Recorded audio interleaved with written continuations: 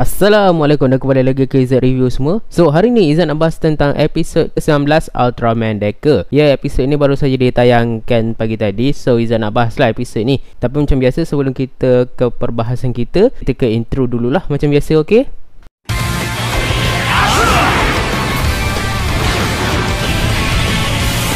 Episod ke-19 Ultraman Deca dibukakan dengan recap daripada episod 18, di mana Yapo telah pun merangkap Ultraman Deca di dalam dimensi dia. Ultraman Deca kewenangannya pun tersedar dan dia pun menggunakanlah sel jin kosennya untuk keluar daripada dimensi Yapo. Sebab saja dia keluar, dia mendapati bahawa dia sedang pun berada di luar angkasa. Dan pada ketika itu, Sphere cubalah untuk bersatu dengan Deca. Belum sempat Kanata ni pengsan, tiba-tiba satu cahaya datang dan mengalahkan Sphere yang mendekat pada Deca. Dan Ultraman tersebut tak lain tak bukan adalah senior dia sendiri, iaitu Ultraman Trigger. Kita belanja kat opening dan tajuk untuk episod hari ni adalah Warriors on the Moon, ataupun dalam bahasa Melayunya para pahlawan di bulan. Berbalik semula ke Nurse DC, Sawa dan pasukan Guard Select yang lainnya sedang menyelidik mengenai gerbang yang telah pun menelan Deca. Tapi bagaimanapun mereka tak mendapat apa-apa petunjuk lah apa benda sebenarnya tu. Dan kemudian pun mereka pun menceritakan tentang Aribunta yang merupakan makhluk yang telah pun dicipta dengan menggunakan teknologi extra dimensional. Mereka pun beritahu bahawa makhluk yang menyerang mereka dan juga makhluk yang mensummon raksasa tersebut adalah dipanggil sebagai Yapul. Dan pada ketika itu mereka ni perasan lah yang Aribunta tu bekerjasama dengan Terrafacer. Dan Jumur Hoshi mengeluarkan teori dia yang mengatakan bahawa Agams ni disanggup bekerjasama dengan siapa saja untuk mencapai matlabatnya kerana kebencian dia terhadap manusia yang sangatlah dalam. Ryoma pun perasanlah mengenai Kanata yang tak ada dekat situ. Dia pun bertanyalah kepada Hanejiro bagaimana keadaan Kanata. Tapi Hanejiro menyatakan bahawa Kanata berada dalam keadaan yang baik-baik sahaja. Ialah sebab dia nak merahsiakan identiti Kanata daripada terbongkar. Dan seluruh ahli Guard Select pun percayalah dengan penipuan Hanejiro tu.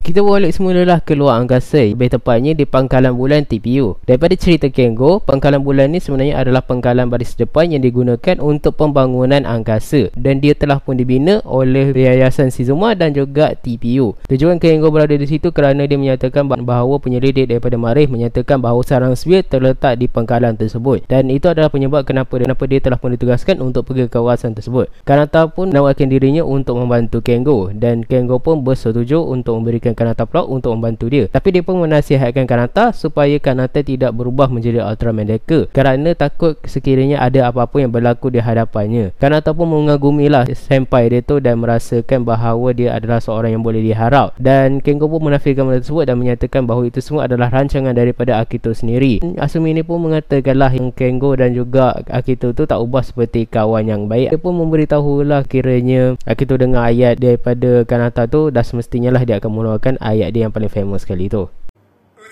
Berbalik semula ke Nurse DC, Hanejiro masih lagi terus-terusan untuk menipu pasukan Guard Select untuk merahsiakan identiti Kanata. Dan dia pun turut menyinggung bahawa Kanata pun akhirnya telah meminta mereka semua untuk tidak merisaukan dia. Tapi mereka semua ni tetap tak percaya dan Kapten Kazuki Sawa akhirnya menawarkan diri dia untuk pergi memeriksa keadaan Kanata. Tapi dihalang oleh Hanejiro. Taijumur Hoshi pun menghalang perbualan mereka berdua dan menyatakan bahawa sebenarnya Hanejiro ni sedang menipu. Dan waktu tu Hanejiro ni berasa panik sebab dia menyangkakan bahawa identiti Kanata dah terbongkar. Dan Taijumur Hoshi pun menyatakanlah bahawa sebenarnya Kanata ni tak nak mereka risau je, sebab itulah dia terpaksa bercakap sedemikian rupa. Tapi kat sini Zat rasa macam ada sesuatu yang pelik sikit ya. Zat rasa macam waktu ni Zat rasa macam Taijumur Hoshi tu dah tahu ya identiti Kanata tu sebagai Ultraman Deca. Dan masa yang sama juga dia pun cuba untuk membantu Hanejiro ni untuk menyembunyikan identiti Kanata. Tapi tak semua orang percaya akan penipuan Hanejiro tu, sekerana Raymond masih lagi ragu-ragu dengan apa yang sebenarnya dikatakan oleh Hanejiro. So macam terasa sangatlah penipuan dia tu.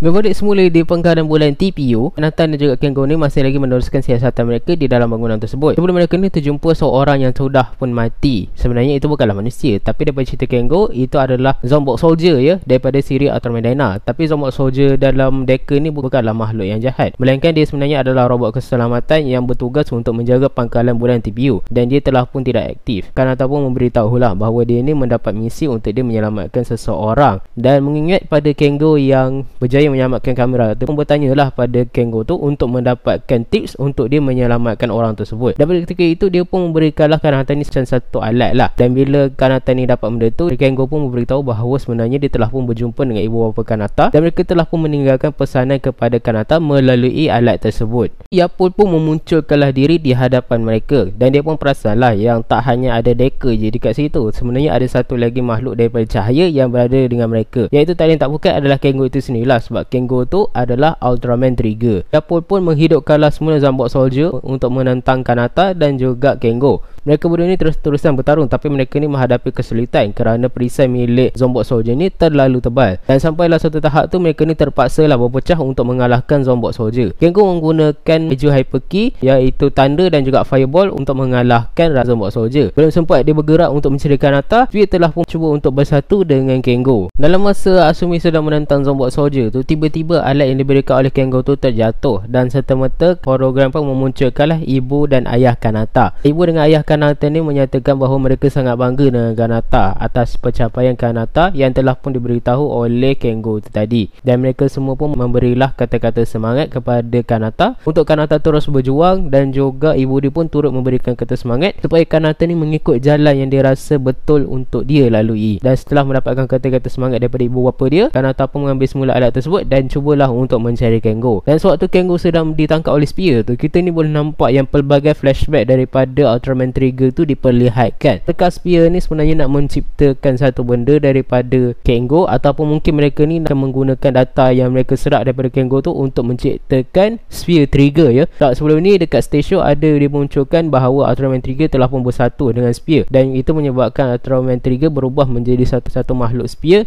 yang dipanggil sebagai Spear Ultraman Trigger. Dan selepas itu dia pun cubalah untuk menghalang sebelum dia diserang oleh Zombot Soldier. Setelah dia mengalahkan Zombot Soldier, Yapo pun memunculkan diri di hadapan dia. Tapi sesuatu berlaku pada Yapo di mana Spear telah pun menyerap Yapo. Dan pada ketika itu Yapo ni seolah-olah dia tak mengingati nama dia sendiri, dan Zombot Soldier terus-terusan menyerang Kanata. Kanata pun berubahlah menjadi Ultraman Decker Fresh Tag dalam bentuk human size, dan dia pun bertarunglah dengan kesemua Zombot Soldier. Selepas menewaskan Zombot Soldier, dia pun membebaskanlah Kengo yang telah pun ditangkap oleh Spear. Kengo pun berubahlah juga menjadi Ultraman Trigger Multi-Type, dan Trigger pun berusaha untuk mengalahkan Zombot Soldier yang masih lagi cuba untuk menyerang dia. Dan selepas menghabiskan kesemua Zombot Soldier, Trigger dan Decker akhirnya bekerjasama untuk menyerang Spear yang menyerang mereka juga. Dan pertarungan yang disajikan memang cukup nice lah, Izzat boleh cakap kan. Memang cukup nice. Sebab ini Izzat rasa dah lama ya kita tak nampak Ultraman bertarung dalam bentuk human size dia. Tapi yang ni nak katakan daripada Tiga pun ada, daripada Dyna pun ada rasanya. Tapi ni Izzat rasa macam lebih mirip ke arah Gaia lah. Gaia dengan Agu pun bertarung dalam bentuk human size. Bezanya dekat Ultraman Decker ni adalah Gaia dengan Agu tu bertarung dengan satu sama lain, tapi mereka ni bekerjasama untuk menentang Spear. Spear kemudian pun melarikan diri, dan Yapo yang telah pun di brainwash oleh Spear tu pun cubalah untuk menyerang Trigger dan juga Decker. Decker dan Trigger pun menggunakanlah finisher masing-masing untuk menghabiskan Yapo. Mereka pun akhirnya keluarlah daripada pangkalan bulan TPU tersebut, dan mereka pun bersatulah dengan salah satu robot yang berada di situ, iaitu Galactron MK2. Galactron MK2 pun adalah pun bangkit, dan dia pun menyeranglah pangkalan tersebut. Trigger dan Decker pun berubahlah menjadi ke saiz gergasi mereka dan bersiap sedia untuk bertarung. Dan Kanata tu perasanlah yang Spear tu menggunakan sepihan yang terdapat dekat situ untuk bersatu. Dan Kengo pun menyatakan bahawa Spear buat macam tu sebab itu ada dijadikan sebagai kapal untuk Spear. Dan pertarungan antara Decker Trigger pun bermula lah. Tapi bagaimanapun Galactron MK2 ni bukanlah lawan yang boleh dipandang rendah ya. Dan Galactron MK2 ni sangatlah kuat, sampaikan mereka berdua ni terpaksa menggunakan pelbagai jenis form untuk bertarung dengan raksasa tersebut. Tapi tetap serangan mereka tu seolah-olah tak memberi apa-apa kesan terhadap Galactron MK2 tu. Dan pertarungan yang disajikan kat sini memang cukup cantik ya. Koichi Sakamoto memang the best lah kalau buat fighting sequence yang gempak ni. Bahkan fighting sequence ni pun rasa jauh lebih baik daripada episod ke-18 sebelum ni.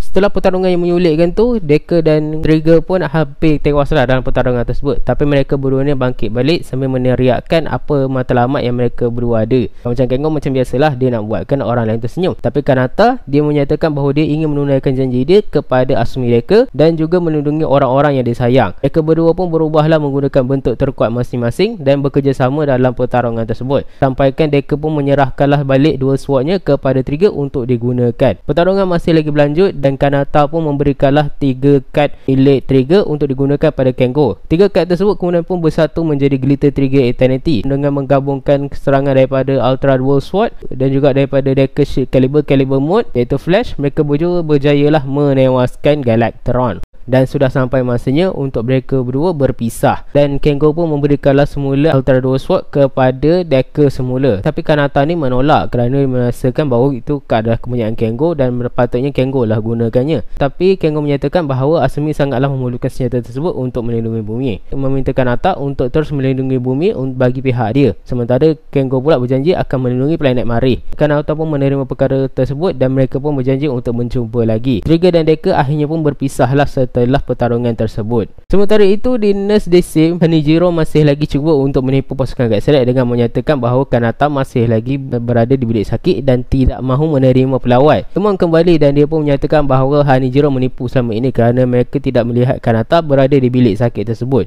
Ichika kemudian pun membawalah Hanijiro dan pergilah ke bilik Kanata untuk menemuinya. Ajaibnya Kanata berada di biliknya tersebut dan mereka pun meninggalkanlah Kanata dan juga Hanijiro bersama. Setelah mereka berdua meninggalkan bilik tersebut, Kanata pun mengucapkanlah terima kasih kepada Hanijiro kerana telah pun menjaga rahsia dia sepanjang ketiadaan dia. Dan episod pun habis. So itulah dia episod ke-19 Ultraman Decker. Dan episod ke-19 Ultraman Decker ni dilihat berjayalah memecahkan tradisi yang selama ni telah pun dilakukan oleh siri Ultraman sebelumnya, iaitu Ultraman Z dan juga Ultraman Trigger. Kerana episod 19 ni sentiasa ditunggu-tunggu oleh para peminat kerana mereka ni akan menghadirkan Ultraman yang telah pun lama tak comeback. Macam Z, dia menghadirkan semula Ultraman Ace. Macam Trigger, dia menghadirkan Ultraman 3. Tapi dekat episod ni Dyna tak comeback lagi lah. Sebaliknya Ultraman Trigger yang comeback. Tapi tak menjadi masalah, sebab Izzat ada juga rumor yang mengatakan bahawa Dyna akan muncul di episod 22 dan 23. Tapi mereka kata dia akan muncul sekadar sebagai flashback sahaja. Tak tahulah sama ada betul ataupun tak, Dan bagi Izzat harap benda tersebut tak jadilah. Sebab sayang lah kalau tak dapat tengok Dyna comeback kan, anniversary dia, tapi dia tak comeback. Last dia muncul pun dekat Origin Saga, dan after that dia tak pernah muncul lagi. So haraplah Dyna dapat comeback lah juga, dapat bersama dengan Trigger untuk bertarung bersama menentang Spear ke. Mungkin lagi hebat lah kalau macam tu. Seterusnya pula daripada segi episod, Izzat rasa daripada pacing jauh lebih baik lah daripada episod 18 sebelum ni. Episod 18 pun okey, tapi saya rasa macam Izzat tak berapa puas hati sangat lah. Tapi Izzat rasa episod kali ni jauh lebih okey lah. Sebabnya karakter Guard Select macam biasa mendapatkan screen time yang tersendiri. Dan kemudian pula fighting sequence dia memang dah cukup nice lah, tak perlu diragukan lagi. Yang juga Izzat mungkin Izzat tak suka dekat episod ni, mungkin cara Yapu tu dikalahkan lah. Sebab bagi Izzat rasa macam terlalu anticlimactic sangat cara Yapu tu dikalahkan. Dia tak bertarung langsung dengan Decker dengan Trigger ni. Tahu-tahu je Decker dengan Trigger ambil keputusan untuk mengalahkan terus dia. Dan episod ni pun agak pelik kerana pasukan Guard Select seolah-olah tak mengesyaki apa-apa pun mengenai kehilangan Kanata. Tak tahulah sama ada mereka ni sebenarnya dah tahu, cuma just tak nak bagi Kanata tu panik. Dia orang pun buat-buat lah tak tahu. Tapi untungnya kat sini Rimon ni dapat syak yang Kanata tu adalah Decker. Dan juga episod ni pun tak menampilkan Agams dan agak disayangkan lah. Sebab Izzat mengharapkan kita dapat lah juga tengok Agams dekat sini kan. Sekurang-kurangnya kita dapat tahulah apa yang sebenarnya dirancangkan oleh Agams di masa hadapannya. So Izzat rasa itu sajalah aku Izzat boleh bahas tentang episod ke-19 Ultraman Decker ni. Episod ni memang lain daripada yang lain, dan Izzat berasa macam gembira lah sebab mereka ni berjaya keluar daripada tradisi mereka yang selalu memunculkan perkara-perkara yang istimewa di episod ke-19. Justru bukanlah bunyi teruk tapi sebenarnya bagus sebab ia membuatkan kita jadi makin nak tunggu lagi untuk episod kedepannya. Dan episod kedepannya pula akan menampilkan Dragon dan episod kedepan juga akan memfokuskan kepada Ichika semula So Izzat rasa itu sajalah video kita hari ini membahas tentang episod ke-19 Ultraman Decker. Episod yang bagi Izzat unik dan berjaya memecahkan tradisi. Izzat sukalah dengan perkara tersebut Kalau korang dah tengok episod 19 ni, apa pendapat korang? Jangan lupa tinggalkan komen kat bawah, Jangan lupa like, share dan subscribe ke channel Izzat. Kita jumpa lagi di next video. Assalamualaikum dan bye. Smile.